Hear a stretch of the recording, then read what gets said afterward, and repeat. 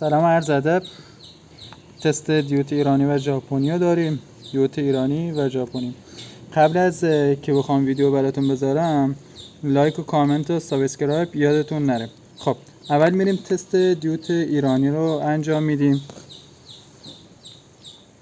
برق کدومشون بیشتره، قدرت کدومشون بیشتره. دیوت ایرانی. خب طرف عکاس خوب اون. خب این دیوت ایرانی.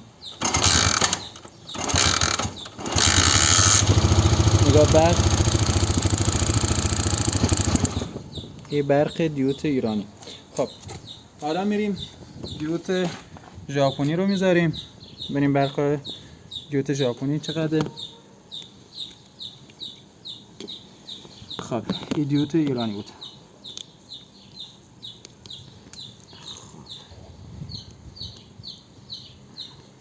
هم دیوت ژاپنی.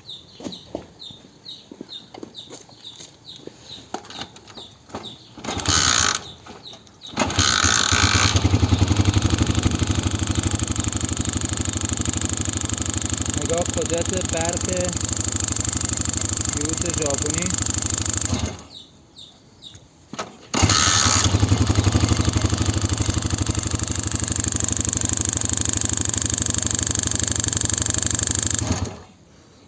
پس حالا فهمیدیم برق دیوت ژاپنی بیشتر از دیوت ایرانی است.